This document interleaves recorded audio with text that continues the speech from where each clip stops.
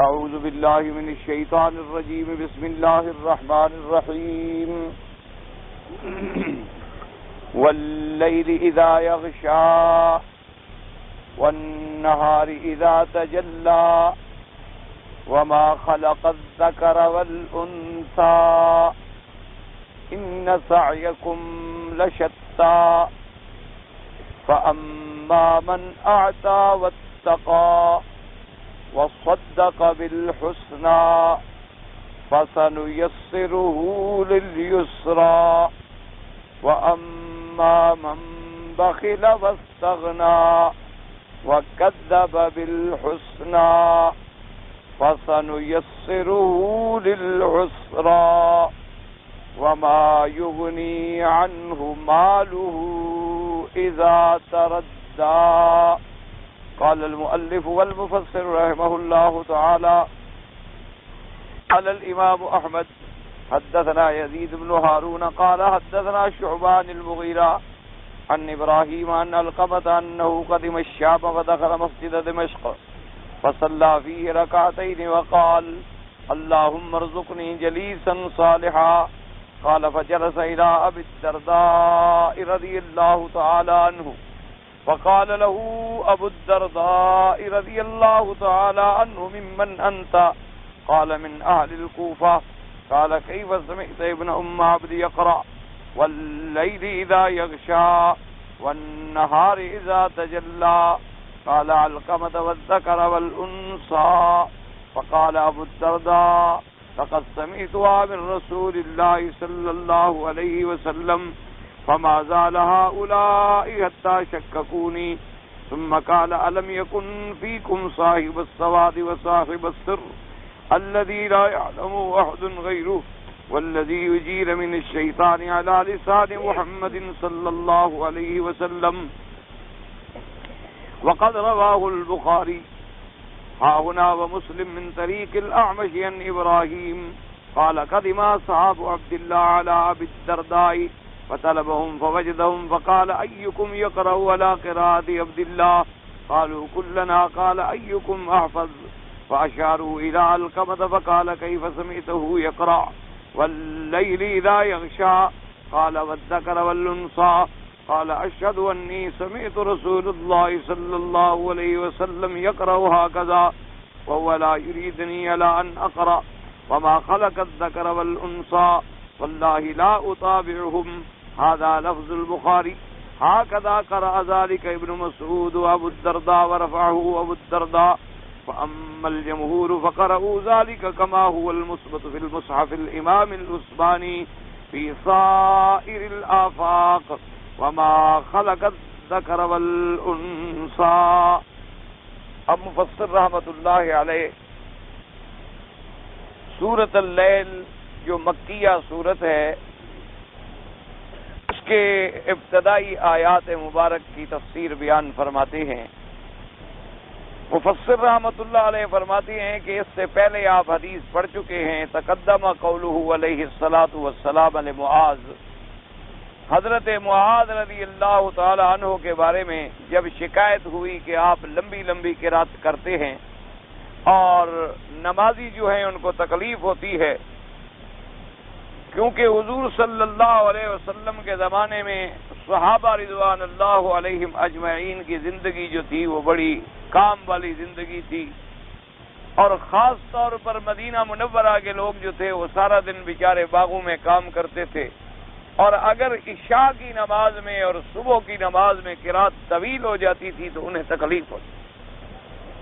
اس لیے حضور صلی اللہ علیہ وسلم کی خدمت میں شکایت کی گئی تو آپ نے حضرت معاذ رضی اللہ تعالی عنہ کو ہدایت فرمائی اور فرمایا فہلا صلیت بسبح اسم ربک الاعلی والشمس وضحاها واللیل اذا یغشی.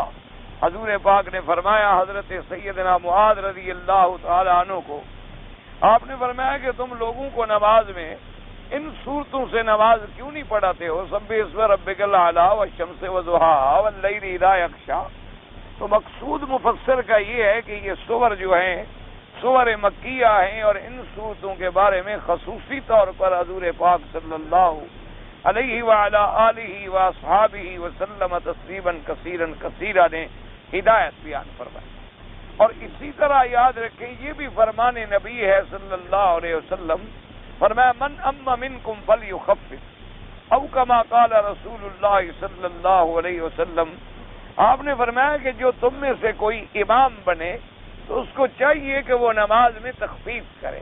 تخفیف کا معنی یہ نہیں ہوتا کہ رکوع اور سجود جلدی جلدی کرے، نہیں، تخفیف کا معنی یہ ہوتا ہے کہ قرات میں تخفیف کرے، یعنی مغرب کی نماز ہے تو وہ صورتیں پڑھے جو چھوٹی صورتیں، اسی طریقے سے عشاء کی نماز ہے تو وہ صورتیں پڑھے جو درمیانی صورتیں، اور اگر فجر کی نماز ہے تو وہ صورتیں پڑھے جو لمبی صورتیں، لیکن ان کے اندر بھی یہ خیال رکھے اب یہ نہیں کہ صبح کی نماز پڑھے تو سورۃ البقرہ کی تلاوت شروع کر دے یا سورۃ آل عمران کی تلاوت شروع کر دے۔ تو اس لیے حضور نے فرمایا فإن وراءکم ذا الحاجہ، کیونکہ تمہارے پیچھے جب امام بن جاتے ہو تو تمہارے پیچھے نماز پڑھنے والوں میں کچھ کام والے لوگ بھی ہوتے ہیں جنہوں نے نماز کے فوراً بعد جا کے کام کرنا ہوتا ہے اور ان کا دل لابحالہ کام میں اٹکا ہوتا ہے، اور اسی طرح فرمایا تمہارے پیچھے ضعیف بھی ہوتا ہے، بوڑھا بھی ہوتا ہے جو بیچارہ زیادہ دیر کھڑا نہیں ہو سکتا، اور اسی طرح فرمایا تمہارے پیچھے ایسی عورتیں بھی ہوتی ہیں جن کے چھوٹے چھوٹے بچے ہوتے ہیں اور وہ رو رہے ہوتے ہیں، تو ان کی نماز میں بھی خشوع اور خضوع جو ہے وہ قائم نہیں رہ سکتا۔ اس لیے حکم ہے کہ آدمی جب علیحدہ نماز پڑھے، چاہے سنتیں پڑھے چاہے نفل پڑھے، جتنا مرضی آئے لمبی قرات کرے، کیونکہ وہ اس کی اپنی ذات کا تعلق ہے، جتنا لمبا کرے اور جتنی طویل قرات کرے اتنا زیادہ اجر اور ثواب ہے، کہ جتنا زیادہ قرآن پڑھے گا تو ایک ایک حرف پہ نیکیاں ملیں گی، اور خاص طور پہ تلاوت قرآن بھی ہو اور نماز میں ہو اور صلاۃ میں۔ لیکن جب امام بن جائے تو پھر اس کو مقتدیوں کا خیال رکھنا پڑتا ہے کہ میرے پیچھے نماز پڑھنے والے لوگوں میں ضرورت مند ہیں، بوڑھے ہیں، کمزور ہیں، بچے ہیں، عورتیں ہیں، پھر ایسے انداز میں نماز پڑھائے کہ کسی کے لیے بوجھ نہ بنے، تاکہ لوگ ایسا نہ ہو کہ پھر نماز میں آنے سے بھی گھبرانے لگیں کہ بھئی یہ تو بڑی لمبی قرات کرتا ہے، یہ تو اتنی لمبی لمبی جناب قرات کرتا ہے کہ آدھے گھنٹے میں ایک رکعت ہوتی ہے، تو ہم لوگ کیسے نماز پڑھیں؟ تو نتیجہ یہ نکلتا ہے کہ جماعت ٹوٹتی ہے اور اللہ کی مساجد جو ہیں وہ ویران ہو جاتی ہیں۔ جیسے ہمارے یہاں بدقسمتی سے بھی ایک بڑا غلط رواج پھیلا ہوا ہے کہ ہمارے ہاں خاص طور پر جو زیادتی جمعہ کے دن ہوتی ہے، اللہ معاف فرمائے، اللہ قلیل من عبادی الشکور، بہت تھوڑے علماء ہیں جو صحیح معنوں میں اہل حق بھی ہیں اور لحاظ بھی کرتے ہیں، ورنہ عام طور پر یہ ہوتا ہے کہ جناب مولوی صاحب بیٹھے ہیں تقریر کرنے کے لیے، اب 12 بجے سے جلد تقریر شروع ہو گئی جمعہ کی اور 2:30 بج گئے اور 3 بج گئے، کبھی کبھی 3:30 پہ جا کے نماز پڑھتے ہیں، اور بعض مسجدوں میں تو یہ عالم ہوتا ہے اللہ معاف فرمائے کہ عصر کا وقت اول وقت شروع ہو جاتا ہے اور وہ ابھی جمعہ کی تقریر ہو رہی ہے اور جمعہ کا خطبہ ہو رہا ہے۔ تو یہ چیزیں جو ہے یہ اسلام کے خلاف ہیں، شریعت کے خلاف ہیں۔ اللہ تبارک و تعالیٰ نے نماز کا حکم دیا ہے لیکن اپنے بندوں کی رعایت بھی کی ہے، اپنے بندوں کی رعایت بھی کی ہے کہ انسانوں کی رعایت کرو، اتنی عبادت کرائی جائے جس سے کسی کے لیے بوجھ نہ بنے اور اس کے لیے اس کے خشوع اور خضوع کے اندر فرق نہ آئے، اور اوقات کار کا خصوصی طور پر لحاظ رکھا جائے۔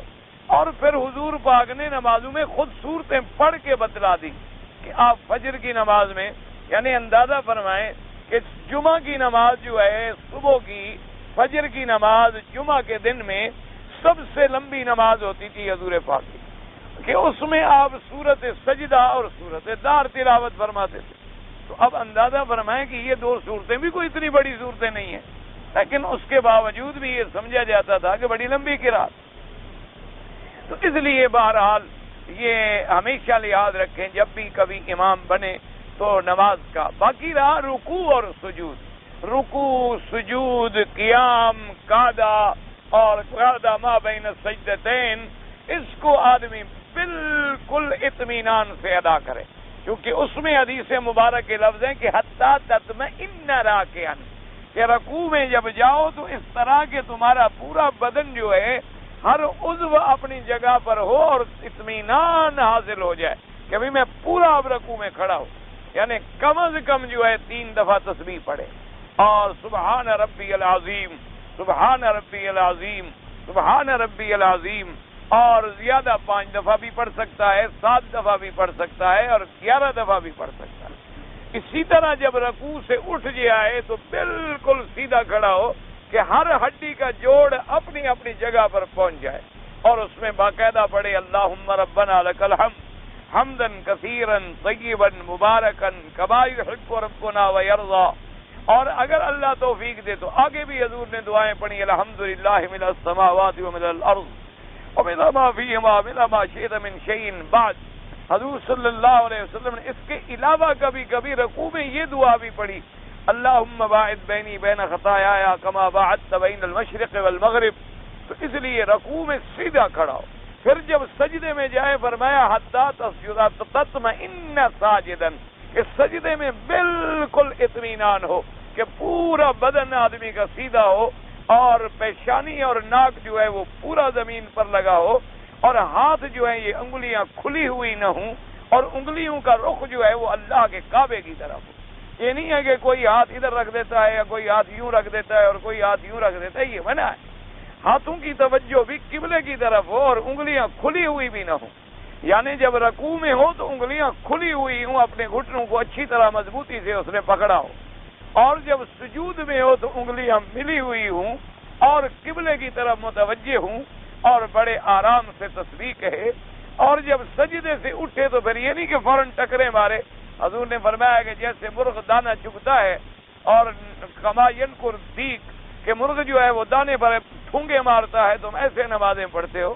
فرمایا یہ نمازیں اللہ کے ہاں مقبول نہیں ہوتی۔ نماز تب مقبول ہوتی ہے کہ سجدے سے اٹھو تو سیدھا بیٹھو، اور اس کے بعد دعائیں بھی ہیں حضور نے جو بتلائی ہے اللہم اغفر لی وارحمنی وارزقنی واہدنی واعف عنی، اور بھی ادعیہ معصورہ حضور صلی اللہ علیہ وسلم سے ثابت ہے۔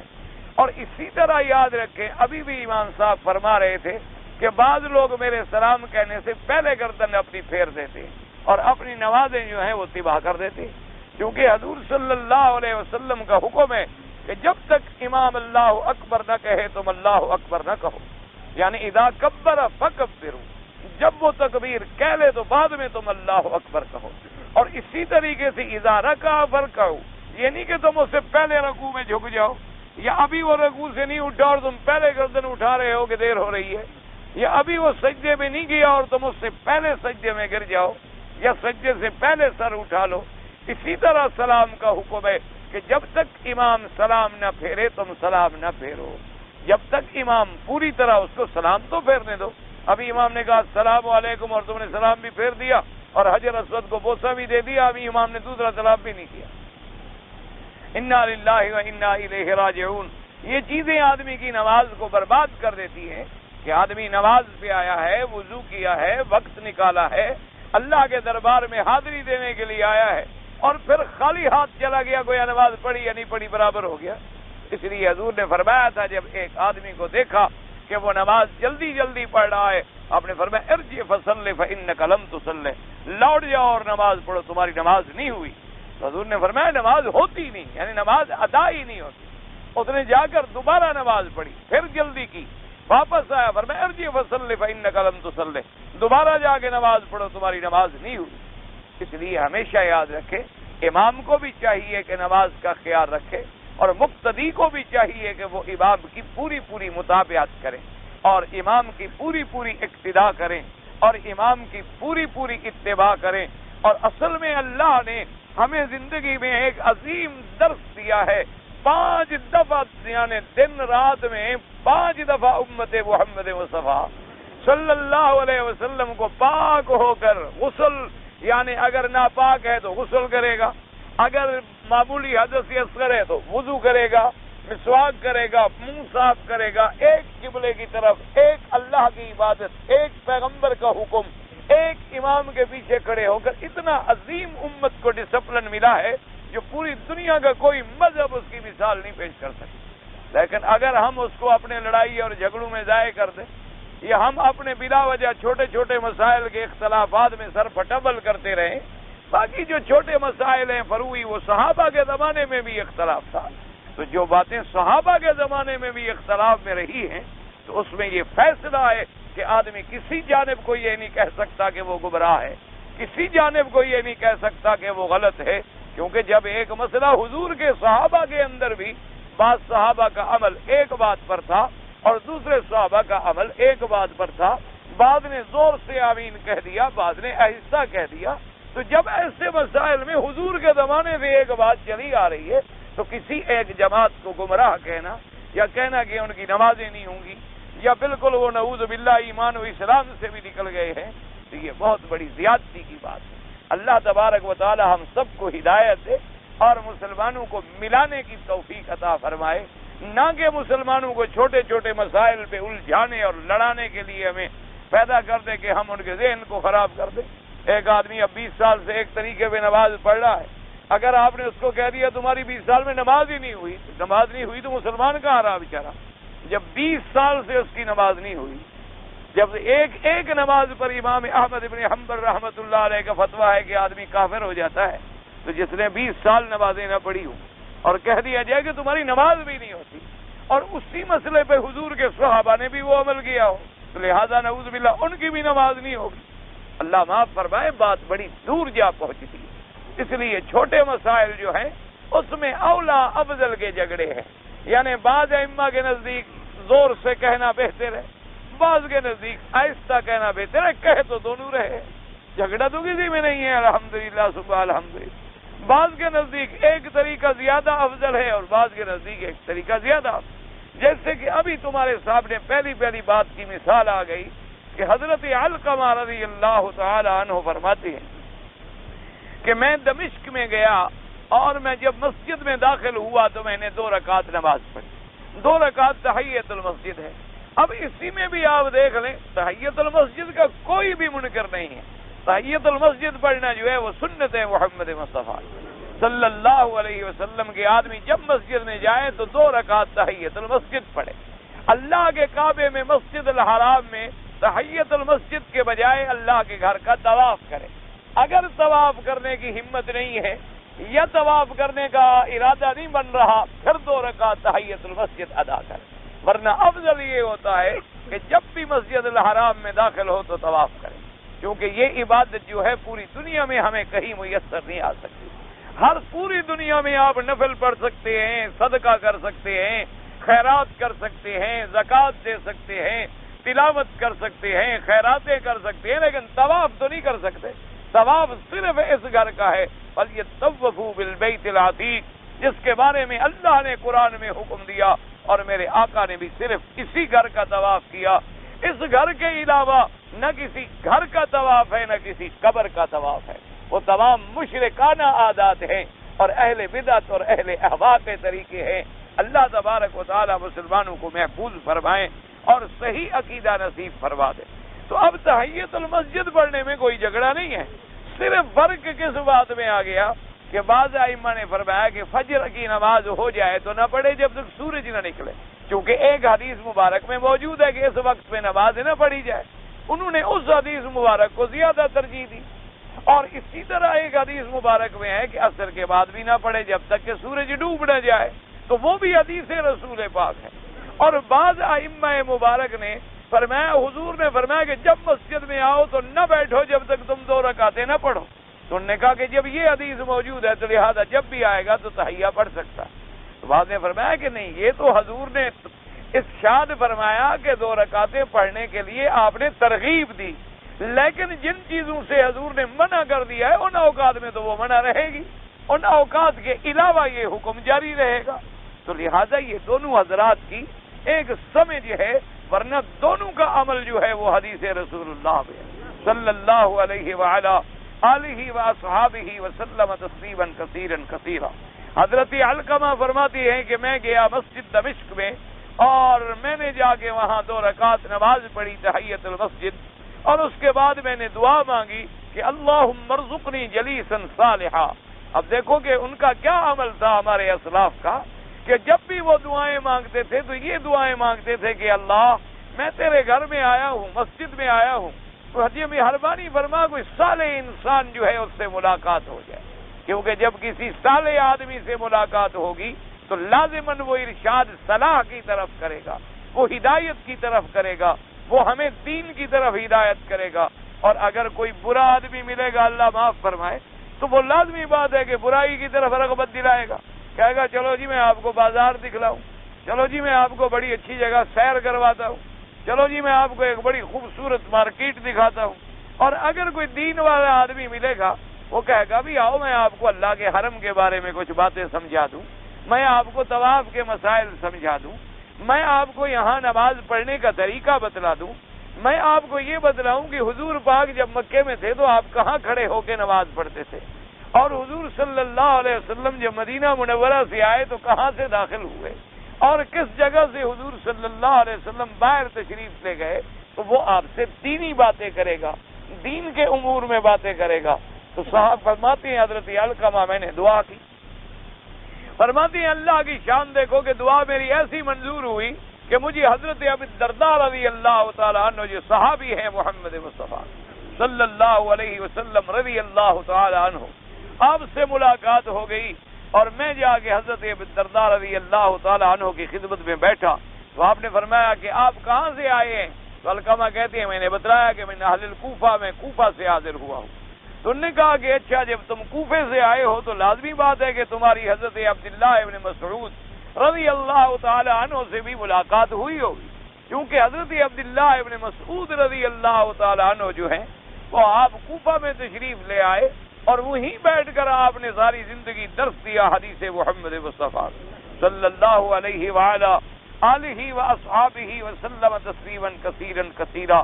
تو اسی لیے وہاں کے جتنے ائمہ ہیں یا وہاں کے جتنے بڑے بڑے علماء ہیں ان پر رنگ جو ہے وہ زیادہ غالب ہے حضرت عبداللہ ابن مسعود رضی اللہ تعالیٰ، کیونکہ ان لوگوں کو صحبت ان کی ملی ہے، ان لوگوں کو علم جو ہے وہ عبداللہ ابن مسعود رضی اللہ تعالیٰ عنہ کی طرف سے ملا ہے، اور آپ بڑے جلیل القدر صحابی ہیں اور فقہائے صحابہ میں سے ہیں، اور حضور صلی اللہ علیہ وسلم نے جن کی توصیف فرمائی ہے، اور صحابہ کا اتنا بڑا یعنی اعتقاد ہوتا تھا کہ اگر کوئی آدمی مسئلہ پوچھتا حضرت عبداللہ ابن مسعود سے تو صحابی فوراً کہتے خدا کے بندے تم پھر مسئلہ کیوں پوچھ رہے ہو، بات وہی ہے جو عبداللہ ابن مسعود نے کہہ دی ہے، بات ختم ہو گئی۔ جب انہوں نے ایک بات فرما دی ہے تو لہذا بات جو ہے وہ ختم ہو گئی۔ یعنی بڑے بڑے صحابہ، حضرت علی رضی اللہ تعالی عنہ یعنی خلیفہ راشد ہیں، اسی طرح حضرت ابن عباس رضی اللہ تعالی عنہ ابن المفسرین ہیں، اتنا بڑا عالم ہے صحابہ کا، لیکن جب کوئی بات آتی فرماتے بھائی عبداللہ ابن مسعود نے جب کہہ دیا ہے حضور صلی اللہ علیہ وسلم کے بارے میں تو وہ بات جو ہے بالکل پکی ہو۔ تو فرماتے ہیں کہ انہوں نے پوچھا کہ تم میں سے تم نے عبداللہ ابن مسعود سے ملاقات کی؟ میں نے کہا جی بالکل۔ تو آپ نے فرمایا اچھا ان سے تم نے کبھی قرآن پاک بھی پڑھا یا سنا ہے؟ میں نے کہا بالکل حضرت ہم نے پڑھا بھی ہے سنا بھی ہے۔ تو فرمایا اچھا یہ جو آیت ہے سورۃ واللیل میں واللیل اذا یغشی والنہار اذا تجلی، تو آگے وہ کیسے پڑھتے تھے؟ تو حضرت علقمہ نے فرمایا وہ تو پڑھتے تھے والذکر والانثی، کیونکہ دو قراتیں آگے، ایک قرات ہے والذکر والانثی اور ایک قرات ہے وما خلق الذکر والانثی، تو دو قراتیں۔ تو انہوں نے فرمایا کہ حضرت عبداللہ ابن مسعود رضی اللہ تعالی عنہ آپ جو ہیں پڑھتے تھے والذکر والانثی۔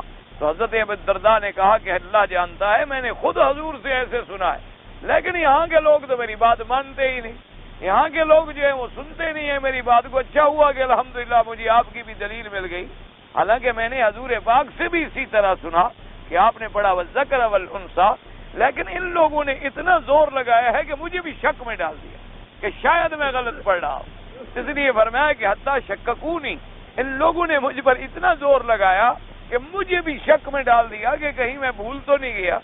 اسی طریقے سے ایک اور روایت ہے جس کو امام بخاری رحمت اللہ علیہ، اللہ ان کی قبر پہ کروڑوں رحمت نازل فرمائے، آپ نے ذکر فرمایا ہے، اس میں بھی یہی آتا ہے کہ چند لوگ آئے کوفے کے رہنے والے دمشق میں، اور حضرت ابی الدرداء رضی اللہ تعالیٰ عنہ نے ان سے پوچھا کہ تم کہاں سے آئے ہو؟ انہوں نے کہا کہ جی ہم کوفہ سے آئے۔ انہوں نے فرمایا کہ تم میں سے کون لوگ ہیں جو حضرت عبداللہ ابن مسعود کو جانتے ہوں اور ان سے پڑھا ہو؟ انہوں نے کہا جی ہم نے سب نے ان سے پڑھا ہے۔ تو آپ نے فرمایا ایکم احفظ بقراءت عبداللہ ابن مسعود، اس کی قراءت ہے اس کے ساتھ کون تم میں زیادہ حافظے والا ہے، جس کو زیادہ بات مضبوط یاد ہو؟ تو انہوں نے اشارہ کیا علقمہ کی طرف، پھر یہ زیادہ حافظ ہیں۔ تو انہوں نے پوچھا کہ اچھا مجھے یہ بتاؤ کہ واللیل اذا یغشی والنہار اذا تجلی، اگلی آیت حضرت عبداللہ ابن مسعود کی کیا قرات ہے؟ تو فرماتے ہیں میں نے بتلایا کہ وَالذَّكَرَ وَالْأُنثَىٰ، میں نے کہا بھی ہَكَذَا سَمِعْتُ رسول اللہ صلی اللہ علیہ وسلم، میں نے تو اسی طرح سنا ہے حضور صلی اللہ علیہ وسلم سے، لیکن یہ لوگ جو ہیں میری بات کو مان نہیں رہے۔ لیکن مفسر رحمت اللہ علیہ فرماتی ہیں وقراءۃ الجمہوری، یہ تو قرات آ گئی نا ابی الدرداء اور عبداللہ ابن مسعود کی رضی اللہ تعالی عنہما، لیکن جمہور جو ہیں ان سب کی قرات جو ہے وما خلق الذکر والانثیٰ، اور اسی طرح مصحف عثمان میں ہے رضی اللہ تعالی عنہ، جو سیدنا عثمان رضی اللہ تعالی عنہ خلیفہ راشد نے، جن کے زمانے میں قرآن کے جمع ہونے کا کام ختم ہوا، ورنہ کام جمع قرآن کا شروع ہو گیا تھا زمانے سیدنا ابی بکر سے، اور اس کے لیے اشارہ کیا تھا سیدنا عمر رضی اللہ تعالی عنہ۔ حضرت امیر المومنین حضرت عمر نے سب سے پہلے درخواست پیش کی تھی سیدنا ابی بکر سے کہ بھئی اب حضور کے زمانے کے بعد جوں جوں دور گزرتا چلا جا رہا ہے اور لوگ دین سے دور ہوتے چلے جا رہے ہیں اور لوگوں میں بڑا ضعف پیدا ہو رہا ہے، کہیں ایسا نہ ہو کہ اللہ کا قرآن جو ہے وہ ہمارے سے ضائع ہو جائے، لہذا میری رائے یہ ہے کہ اللہ کے قرآن کو ایک جگہ جمع کر دیا جائے تاکہ قرآن محفوظ ہو جائے۔ اور دراصل تو میرے اللہ کا بھی فیصلہ تھا حفاظت قرآن کا، کہ اللہ پاک وعدہ فرما چکے اور ارشاد فرما چکے کہ قرآن کو ہم قیامت تک محفوظ رکھیں، انا نحن نزلنا الذکر وانا لہ لحافظون۔ تو سیدنا ابی بکر رضی اللہ تعالیٰ عنہ نے سوچا اور کہنے لگے کہ عمر بات تمہاری ٹھیک ہے، لیکن جو کام حضور نے نہیں فرمایا میں کیسے کروں؟ سوال تو یہ ہے کہ حضور کے زمانے میں قرآن جمع ہو جاتا، حضور کے زمانے میں قرآن نازل ہو گیا، قرآن موجود تھا، قرآن لکھا گیا، لیکن ایک جگہ یعنی ایک کتاب کی شکل میں مدون نہیں ہوا تھا، محفوظ نہیں ہوا تھا ما بین الدفتین، ورنہ تو قرآن پورے کا پورا قابل ہو چکا تھا، اور صحابہ قراء موجود تھے حضور کے زمانے میں جن کو ایک ایک لفظ پڑھایا تھا محمد الرسول اللہ نے صلی اللہ علیہ وسلم، اور کتابت قرآن جو ہے وہ زمانہ رسول اللہ میں ہے صلی اللہ علیہ وسلم، بلکہ حضور نے اتنی تشدید فرما دی تھی، فرمایا کہ صرف قرآن لکھا کرو جب تک قرآن کے نزول کا زمانہ ہے، اور کوئی بات نہ لکھی کرو، کہیں ایسا نہ ہو کہ تم قرآن میں غیر کلام کو ملا بیٹھو، کیونکہ قرآن جو ہے وہ کلام اللہ ہے، وہ اللہ کا کلام ہے، وہ کلام الخالق ہے، وہ مخلوق کا کلام نہیں ہے۔ تو اس لیے آپ نے اتنی احتیاط فرمائی، لیکن حضرت ابی بکر نے عرض کیا، انہوں نے کہا امیر المومنین میری بات سمجھ نہیں آتی کہ میں ایسا کام کیسے کروں گے جس کو ما فعل رسول اللہ صلی اللہ علیہ وعلی آلہ واصحابہ وسلم تسلیما کثیرا کثیرا۔ حضرت عمر نے عرض کیا کہ حضرت آپ مہربانی کریں، آپ اس مسئلے پہ غور کریں، آپ اس مسئلے پہ فکر کریں، حضور نے منع بھی تو نہیں فرمایا، حضور نے قرآن لکھنے کا حکم دیا باقاعدہ، حضور نے قرآن حفظ کرنے کا زور دیا باقاعدہ، اور پھر ہمارے پاس ابی ابن کعب جیسا قاری موجود ہے، اقرؤکم ابی، جس کے بارے میں حضور نے فرمایا ہے، تو اس زمانے میں ہمارا فائدہ اٹھانا چاہیے۔ زید بن ثابت موجود ہے، ابی ابن کعب موجود ہے، بڑے بڑے قراء صحابہ موجود ہیں۔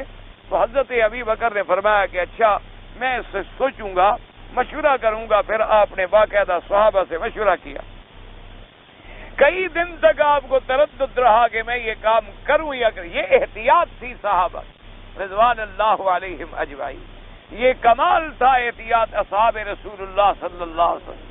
آج تو ہمارے یہاں مولوی اسی کو کہتے ہیں جو دین میں نعوذ باللہ ایک نئی بدعت ایجاد کرتے، دین کے اندر نعوذ باللہ اپنے اپنے مسئلے بیان کرے اور دنیا میں شہرت ہو جاتی ہے، فلاں مولوی جی ایسی بات کہتے خود بخود، یعنی کسی کو مشہور ہونا ہو تو وہ ایک مثال مشہور ہے۔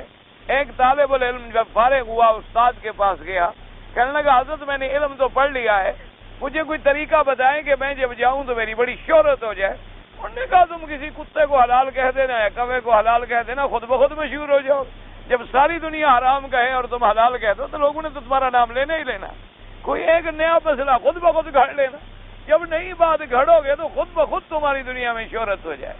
تو اللہ معاف فرمائے اہل اہوا سے، اہل بدعت سے، اللہ تبارک و تعالی ان کے فتن سے ہمیں محفوظ رکھے، اللہ تبارک و تعالی ہمیں اتباع کتاب و سنت کی توفیق عطا فرمائے، اور اللہ تبارک و تعالی ہمیں اسلاف کے دامن کو مضبوطی سے پکڑنے کی توفیق عطا فرمائے۔ اب اندازہ کریں، حفظ قرآن کا مسئلہ ہے، جمع قرآن کا مسئلہ ہے، لیکن ابھی بکر متردد ہے۔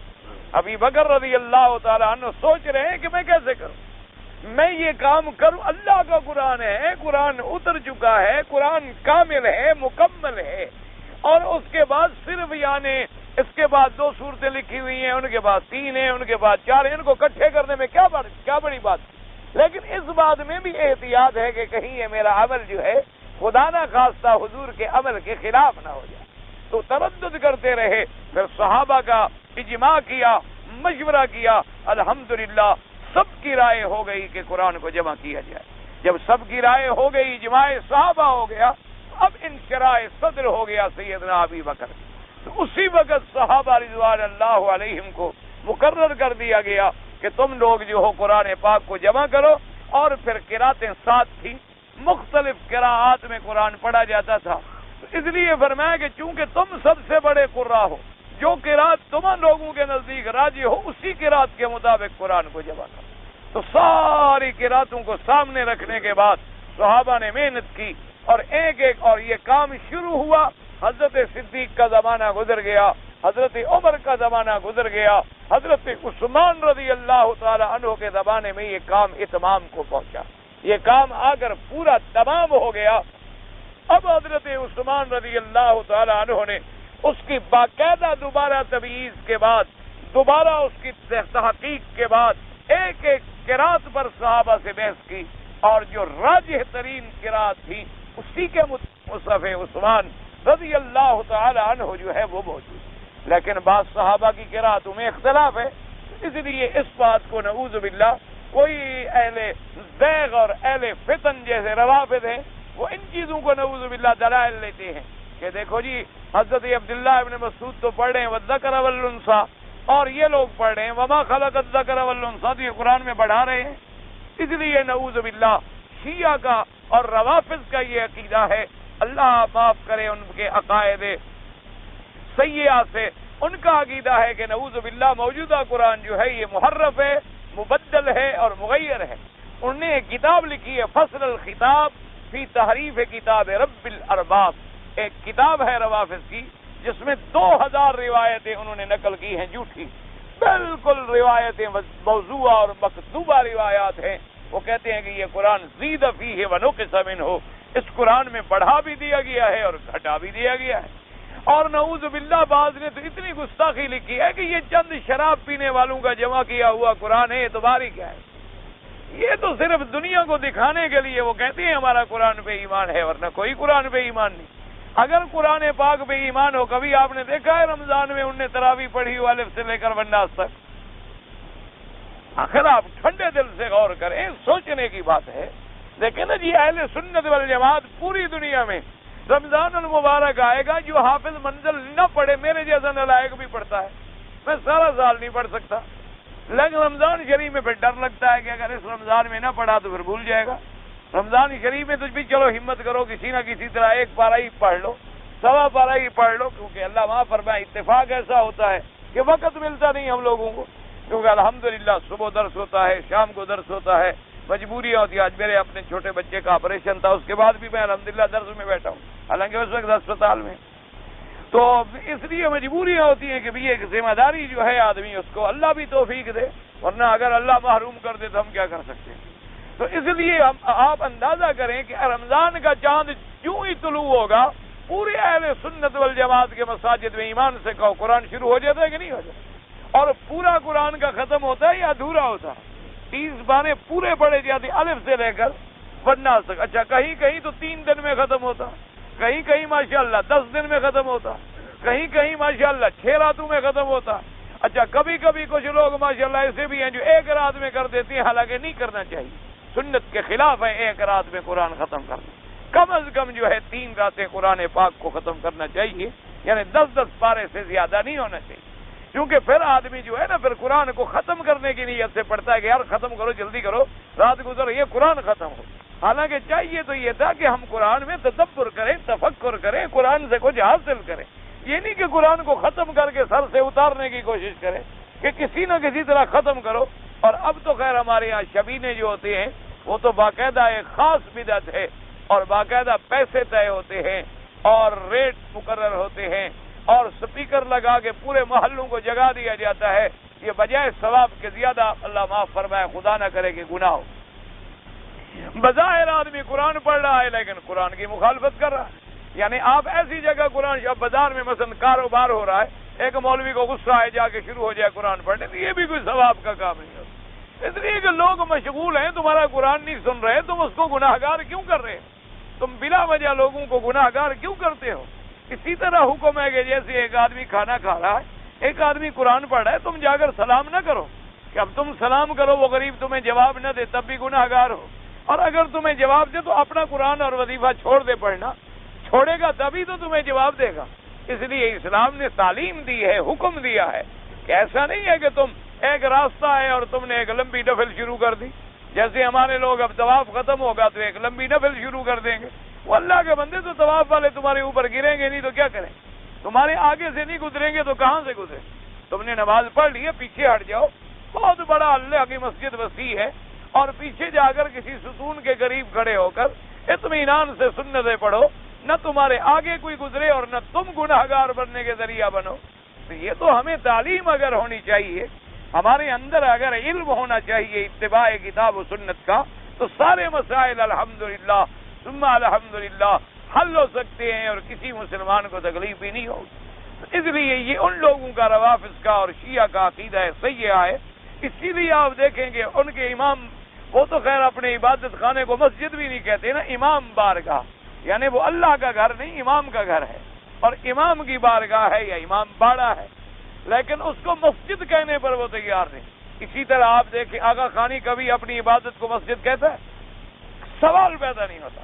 کبھی دیکھو اسماعیلیوں نے اپنی عبادت کو مسجد کہا ہو، عبادت خانہ کہیں گے، جماعت خانہ کہیں گے، لیکن اس پر مسجد کا اطلاق نہیں آئے گا. مسجد کا اطلاق کہاں آئے گا؟ مسجد النبی. مسجد کا اطلاق کہاں آئے گا؟ مسجد الحرام. مسجد کا اطلاق کہاں آئے گا؟ اہل سنت والجماعت کے پاس، جو متبع ہیں مسجد نبی کے اور مسجد الحرام کے، اور جو متبع ہیں اللہ کے قرآن کے اور محمد مصطفیٰ. وہ ایک چھوٹی سی دیہات میں بھی نماز کی جگہ بنائیں گے، کہیں گے مسجد. کبھی انہوں نے نہیں کہا جی یہ ہمارا عبادت خانہ ہے، کبھی نہیں کہا جی یہ جماعت خانہ ہے، کبھی نہیں کہا جی یہ مرکز ہے، یا کبھی نہیں کہا انہوں نے کہ جی یہ ہمارا امام بارگاہ ہے. وہ کہیں گے مسجد مسجد ہے. اگر اور کوئی جماعت کی جگہ ہے تو علیحدہ ہے، اور کوئی جگہ ہے تو علیحدہ ہے، یا مسجد کے قریب میں بنا لیں گے. مسجد کو مسجد ہی کہیں، اس لیے کہ وَأَنَّ الْمَسَاجِدَ لِلَّهِ فَلَا تَدْعُوا مَعَ اللَّهِ أَحَدًا. قرآن میں بھی مسجد کا لفظ آیا، فرمایا انما یأمر مساجد اللہ من آمن باللہ والیوم الآخر. فرمایا کہ میری مسجدوں کو آباد وہ کرتے ہیں جن کا اللہ پر ایمان ہوتا ہے اور آخرت پر ایمان ہوتا ہے. قرآن نے بھی فرمایا مسجد. اسی طرح فرمایا لتدخلن المسجد الحرام انشاء اللہ. فرمایا انما المشرکون نجس فلا يقربوا المسجد الحرام بعد عامهم هذا. اسی سے اگر ذرا غور کر لو تو تمہیں سمجھ آ جائے گا کہ جو لوگ اپنے عبادت خانے کو مسجد کہنے پر بھی تیار نہیں ہیں. حالانکہ اسی طرح دیکھو یہود و نصارہ ہے، کوئی کلیسا کہے گا، کوئی کنیسا کہے گا، کوئی اس کو گرجا کہے گا، مسجد نہیں کہے گا. مسجد صرف مسلمانوں کو نصیب ہوئی ہے اور ان لوگوں کو جو اہل سنت والجماعت ہے. اور اللہ تبارک و تعالی ہمیں انہی صحیح عقیدوں پہ قائم رکھے، اور ان لوگوں کو بھی اللہ ہدایت عطا فرمائے کہ وہ صحیح بات کو سمجھنے کی توفیق اللہ عطا فرما دے، تاکہ ان کے دماغوں میں بھی قرآن و حدیث بیٹھ جائے. اچھا، اور اسی طرح دیکھو ان کے کسی جماعت خانے میں، کسی امام میں اور کسی بارگاہ میں، کسی جگہ میں کبھی آپ نہیں دیکھیں گے کہ قرآن کا ختم ہو کے الحمد سے شروع ہو اور والناس تک کوئی حافظ تراویح پڑھا رہا. سوال پیدا نہیں ہوتا. آپ ایک جگہ مجھے دکھا، کیونکہ قرآن کی وجہ کیا ہے کہ دماغ میں یہ ہے کہ یہ قرآن نہیں ہے. دماغ میں جب یہ ہو کہ قرآن صحیح نہیں ہے تو یاد کیوں کریں؟ دماغ میں جب ہو کہ قرآن محفوظ ہی نہیں ہے، قرآن تو بدل دیا گیا، قرآن میں تبدیلی آ گئی ہے، تو اس کے وہ حافظ کیوں بنے؟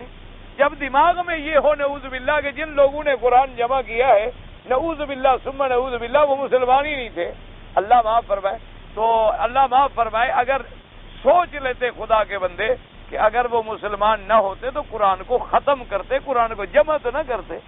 قرآن کو جمع کر کے تو انہوں نے اللہ کا وعدہ پورا کر دیا کہ قرآن قیامت تک محفوظ رہے گا. تو معلوم ہوا کہ وہ سب سے بڑے محافظ قرآن تھے اور محافظ دین. باقی یہ اختلاف قرات ہے، جیسے مثلا اللہ الذی خلقکم من ضعف ایک قرات ہے، اور دوسری قرات ہے اللہ الذی خلقکم من ضعف. تو بعد نے پڑھا ضعف اور بعد نے پڑھا ضعف. یہ قرات کا اختلاف. اسی طریقے سے قال اركبوا فيها بسم الله مجریہا یا مجریہا، یہ قرات کا اختلاف. تو یہ قرات کا اختلاف ہوتا ہے اور کبھی کبھی لان کا اختلاف ہوتا ہے. تو اس لیے ان دو صحابہ کی رائے یہ رہی، لیکن جمہور صحابہ نے کہا کہ نہیں، سب سے قرات راجح وہی ہے جو مصحف عثمان ہے.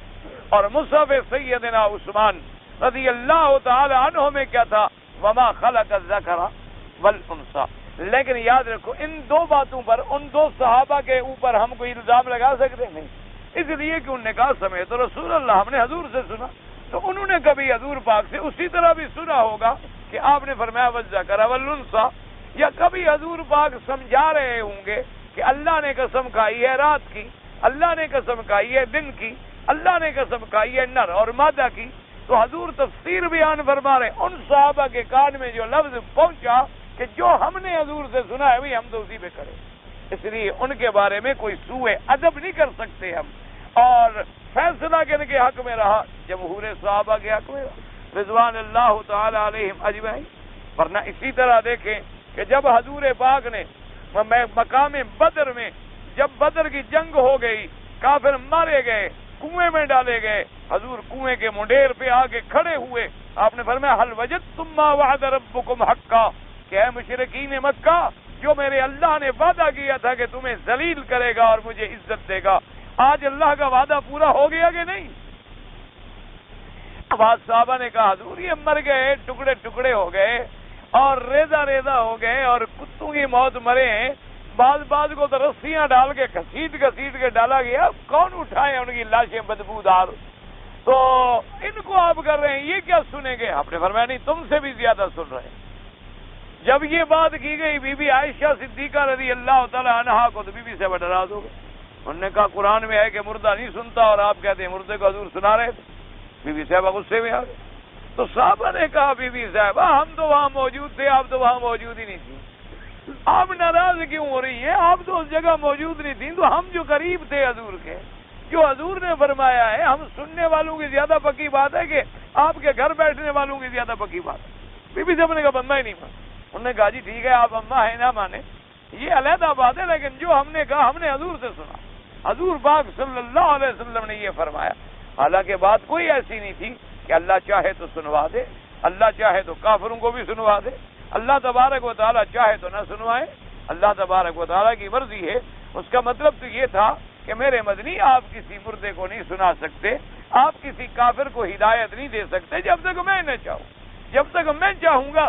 ورنہ کئی زندہ قرآن سنتے رہے اور کلمہ نہ پڑھا، کیونکہ ہدایت کا معاملہ جو تھا وہ اللہ کے ہاتھ میں تھا. اس لیے کوئی تو اب اس مسئلے میں کوئی بی بی عائشہ پہ تان کرے، سوال ہی پیدا نہیں. کیوں بی بی عائشہ کے سامنے قرآن کی ایک آیت مبارک آ گئی تو ان کا دماغ مبارک جو تھا اسی طرف چلا گیا. لیکن جمہور صحابہ جو وہاں موجود تھے، جنہوں نے قرآن بھی پڑھا تھا اور یہ فرمان بھی سنا تھا، اب فیصلہ جمہور کا رہا، لیکن بی بی صاحبہ کی رائے اپنی جگہ رہ گئی.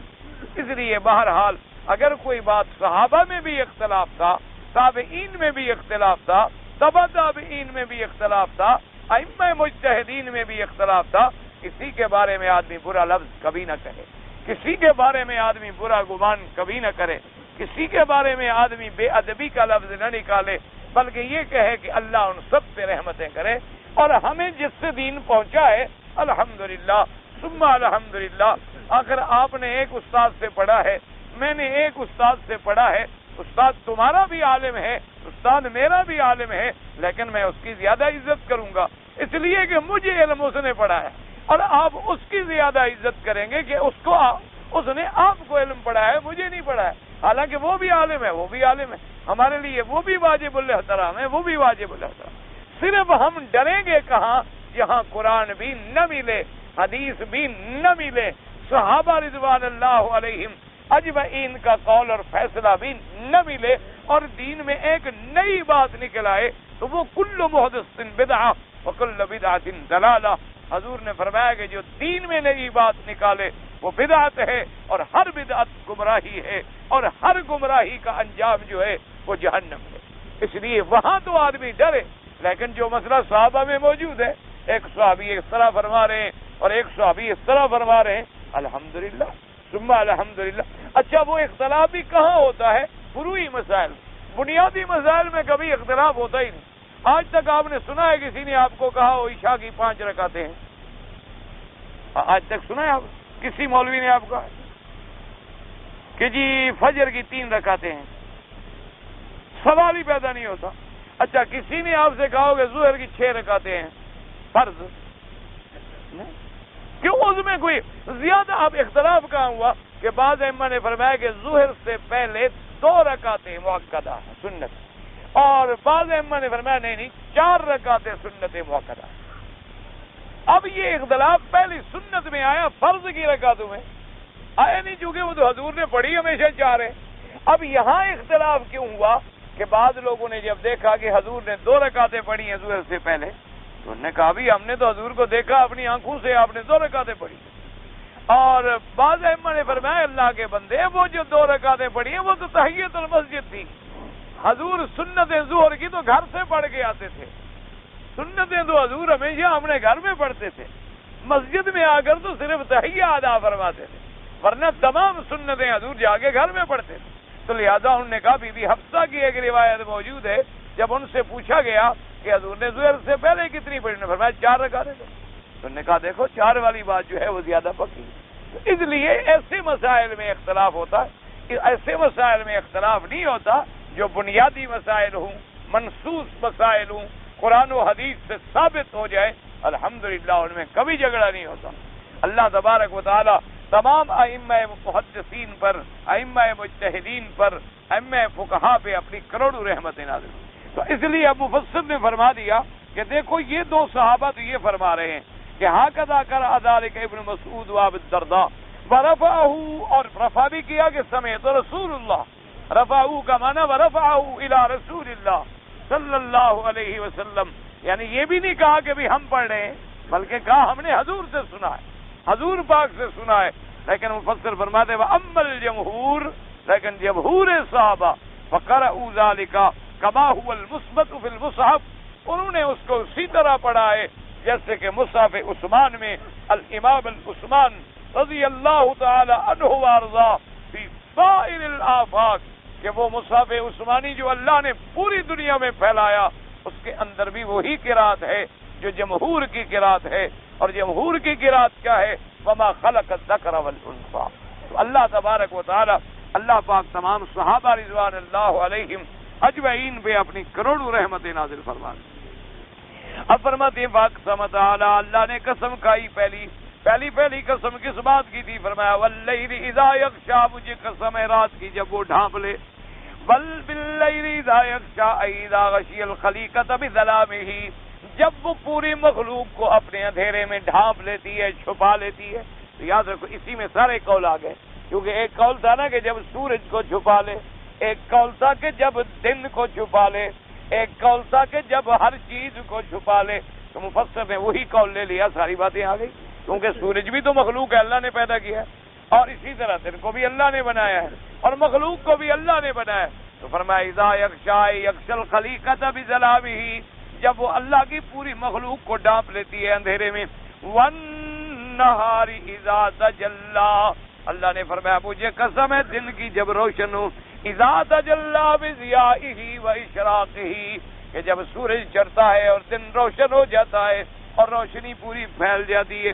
فرمایا وما خلق الذکر والانثى، اور فرمایا قسم ہے اس ذات کی جس نے پیدا کیا نر اور مادہ کو، جیسے کہ قولہ تبارک و تعالی وخلقناکم ازواجا، جیسے اللہ نے دوسری جگہ فرمایا کہ ہم نے پیدا کیا تم کو جوڑے جوڑے، اور جیسے فرمایا ومن کل شیء خلقنا زوجین، اور ہم نے ہر چیز سے پیدا کیا جوڑے جوڑے. فلما كان القسم بهذه الاشیاء المتضادہ كان المقسم علیہ ایضا متضاد. اب دیکھیں مفسر فرماتا ہے کہ اللہ نے یہاں قسمیں کھائی ہیں اور متضاد چیزوں کی.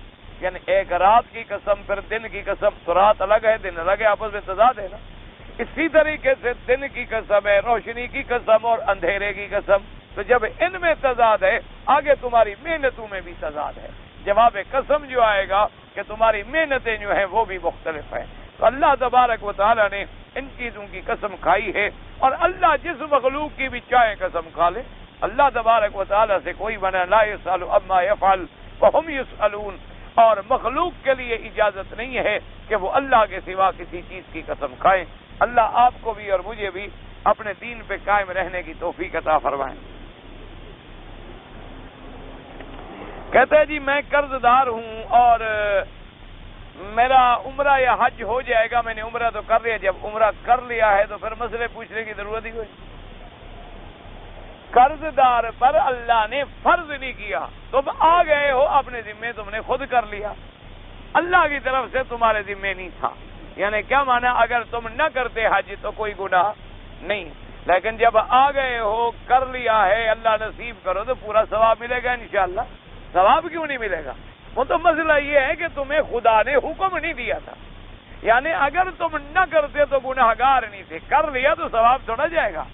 اور یہ بھی یاد رکھو انشاءاللہ کہ عمرے کرنے کی برکت سے اللہ رزق میں بھی برکت دیتے ہیں اور قرضے بھی اتر جاتے ہیں. ایک حدیث مبارک میں آتا ہے جس کا رزق تنگ ہو وہ زیادہ حج کرے، زیادہ عمرے کرے.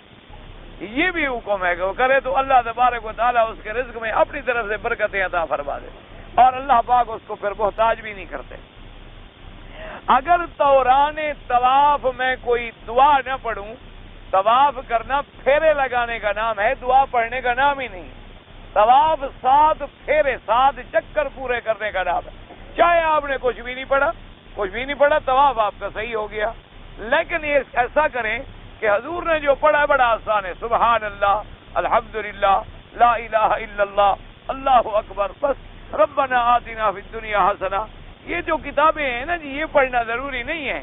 یہ تو اصل میں علماء نے اس لیے لکھی تھی کہ بھئی لوگ جو ہیں گپیں شپیں لگاتے رہیں گے، باتیں کرتے رہیں گے، چلو ان کو کچھ دعائیں اکٹھی کر کے دے دو. ایک تو ان کو چکروں کا بھی پتہ لگے گا کہ ہمارا پہلا چکر پورا ہو گیا، اور پھر دوسرے چکر پہ بھی ہم اور دعائیں مانگ رہے ہیں، اور کچھ دعائیں بھی یاد ہو جائیں گی. لیکن یہ کوئی مسئلہ نہیں ہے کہ یہ دعائیں آدمی ضرور پڑھے اور کتاب ہاتھ میں ہو، چاہے غلط بھی پڑھ رہا اور لگا ہوا ہے. یہ بالکل منع ہے. آپ سبحان اللہ، الحمدللہ، کلمہ شریف، درود شریف، آیت کریمہ جو آپ کو یاد ہے. کچھ نہ ہے کہ اللہ میاں مجھے تو کچھ نہیں آتا، میں تیرے دروازے کے باہر پھر رہا ہوں، جو تیرے اچھے لوگوں نے مانگا ہے میں مانگتا ہوں، مجھے بھی عطا فرما. اپنی زبان میں کہتے رہو، اللہ میاں سب جانتے، کوئی مسئلہ ہی نہیں، کوئی پریشانی ہے ہی نہیں. مدینہ منورہ میں جا کر میں 40 نمازیں پوری کر آیا ہوں. تو کر آئے ہو تو بات ختم ہو گئی. ہر مسئلہ یعنی کر کے پوچھ رہے ہو، ماشاء اللہ، پھر جانے کی کوئی ضرورت نہیں. اللہ لے جائے تو ساری زندگی وہاں رہو. مسئلے کے لحاظ سے پھر آپ یعنی حج کریں تو پھر ضرور مدینہ شریف جائیں نا. ایک دفعہ حاضری نصیب ہو گئی الحمدللہ. زندگی میں ایک دفعہ نصیب ہو جائے تو شکر کرو. حج کے ارکان میں شامل نہیں ہوتا کہ حج کرو تو مدینہ شریف جانا بھی لازم ہو. حج حج ہے، اور مسجد نبوی کی زیارت علیحدہ ایک مسئلہ ہے. حج کے معاملے میں اس کو شامل نہیں کیا جاتا. میں ایک طالب العلم ہوں اور آپ مجھے چندہ کر کے دیں. الحمدللہ میں نے زندگی میں اپنے لیے بھی نہیں کیا اور انشاءاللہ تمہارے لیے بھی نہیں کروں گا انشاءاللہ. اور یہ بھی دعا کریں کہ اللہ مجھے کبھی مانگنے کے بجائے اپنے خزانے سے عطا فرما دے.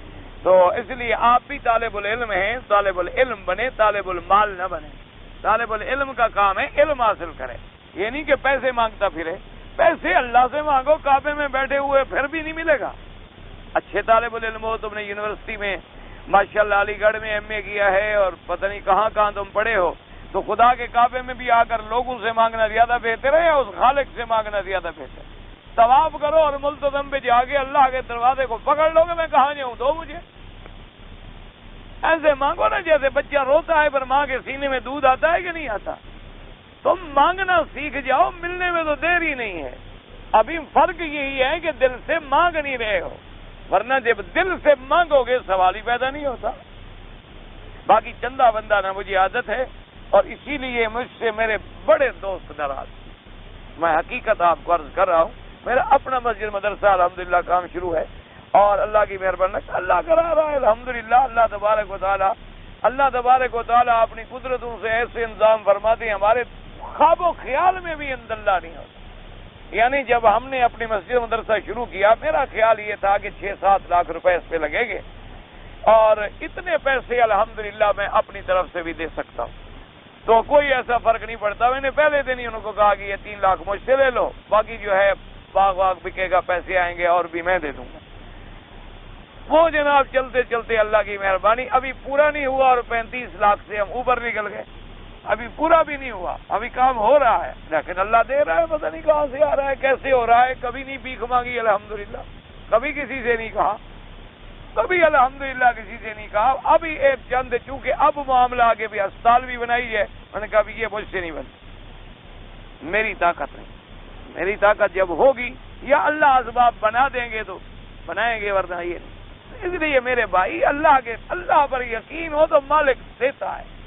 میرے بڑے مولوی میرے مہربان ہیں، میرے دوست ہیں، میرے ساتھی ہیں، میرے ہمدرد ہیں، مجھ سے اتنی ناراض ہیں، اللہ معاف فرمائے۔ بعض نے تو میرے ساتھ بولنا چھوڑ دیا، ملنا چھوڑ دیا، کہتے ہیں یار اللہ نے تمہیں اتنی عزت دی ہے، تم ہمیں چندہ مانگ کے نہیں دیتے ہو، ساری دنیا میں تمہارے محبت کرنے والے ہیں، کسی کو خط لکھتے ہو نہیں، ہمارے لیے کہو کہ پیسے دے۔ انہوں نے کہا شریف آدمی، میں اپنے لیے نہیں کہہ سکتا، تمہارے لیے کیسے کہوں؟ اب بعد میں تو بولنا ملنا ہی چھوڑ دیا، میں جاتا ہوں تو نہیں ملتے، وہ کہتے ہیں بخیل ہے۔ اب کیا کریں آدمی، اللہ جانتا ہے میری نیت کو۔ میں حقیقت یہ دعا ضرور مانگتا ہوں کہ یا اللہ مجھے اتنا دے دے، جتنے ناراض ہیں میں ان سب کو دے دوں، اپنی طرف سے دے دوں۔ اچھا جی، میری بیوی کیا ہے جی،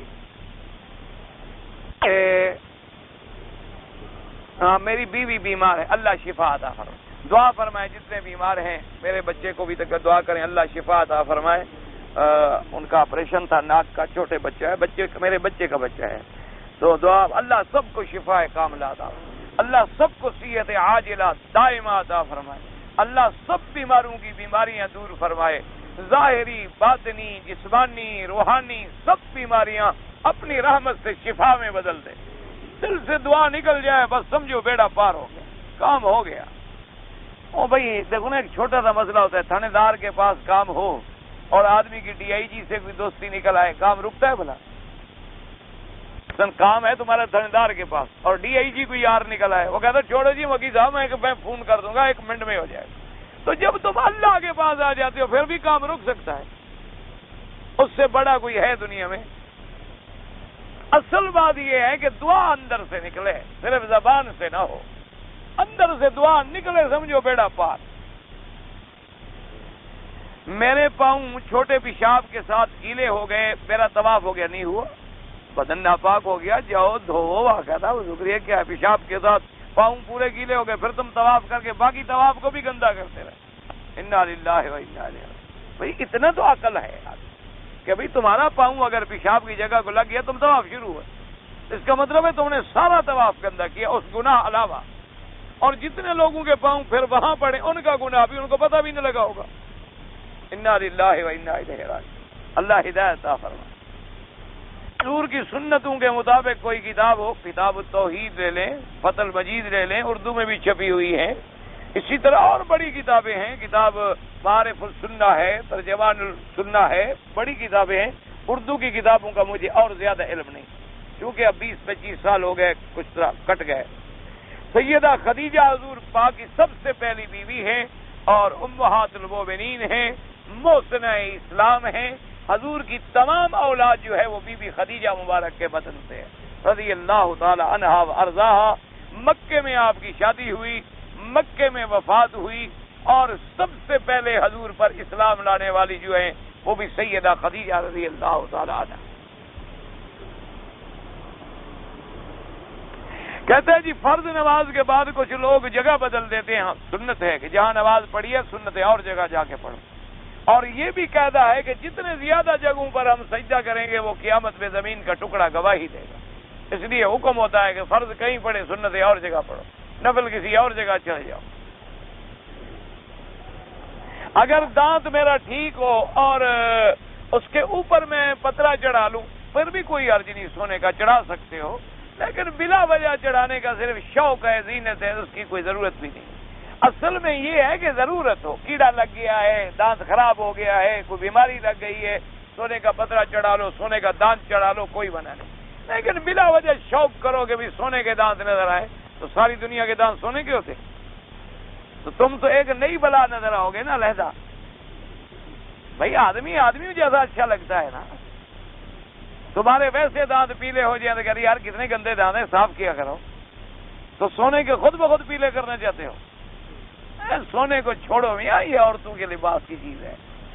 یہ سونے کا نام پتہ ہے آپ کو عربی میں کیا ہے؟ ذہب. ذہب کہتے ہیں، ذہب کیا، یہ رہتا ہی نہیں سالا. سنی مسلمانوں اور اسماعیلی پھر بالکل شادی نہیں تھی. وہ اسماعیلی تو بالکل نعوذ باللہ، انہوں نے تو نمازوں کا بھی انکار کر دیا ہے. انہوں نے کہا دو نمازیں ہیں ہی نہیں ضروری. اگر میں دوبارہ عمرہ کروں بی بی عائشہ کی مسجد سے کوئی منع نہیں ہے، لیکن طواف زیادہ افضل ہے.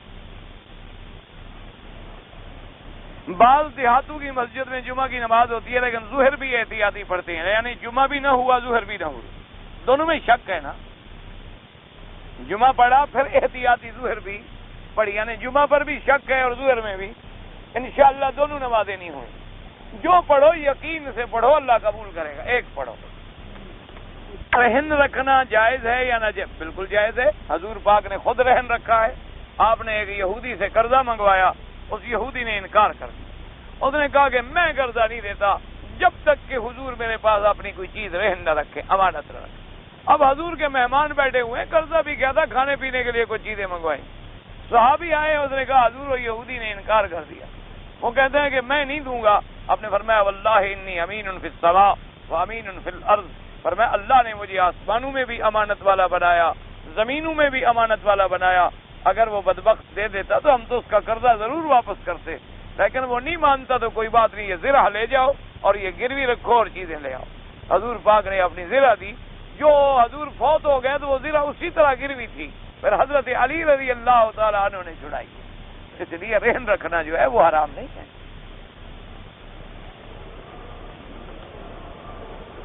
حج اور عمرے کے لیے عورتوں کے بال کٹوانا بالکل، جب احرام کے احکام پورے ہو جائے تو عورت بال اکٹھے کر کے جہاں آخر میں اکٹھے ہوں اتنے تھوڑے سے بال کاٹ لیں. یہ جو عورتیں ادھر سے کاٹتی ہیں، ادھر سے 2 بال 3 بال، یعنی یہ ہمارے یہاں بڑے عجیب مسئلے ہو گئے. مرد بال جو ہے کٹواتے نہیں، عورتیں بیوٹی کلینکس وغیرہ میں جا کر جناب وہ سارے بال کٹوا ڈالتی ہیں. اور جب عمرے کے لیے اتنی کٹوانے مسئلے پوچھتی. اب کیا کریں آپ؟ اللہ ہدایت دے اور کیا کرے. اللہ تبارک و تعالیٰ سے صرف ہدایت کی دعا ہی بندہ مانگ سکتا ہے، اور پلے میں تو کچھ ہے نہیں. نمازی کے سامنے گزرنا بہت بڑا گناہ ہے. حضور نے فرمایا اگر 40 سال بھی کھڑے ہو کے انتظار کرنی پڑے تو کر لے، لیکن نمازی کے آگے نہ گزرے.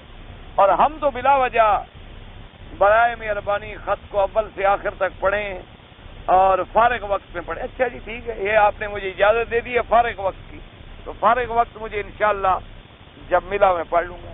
اللہم صلی علی سیدنا محمد وعلی آل سیدنا محمد وبارک وسلم.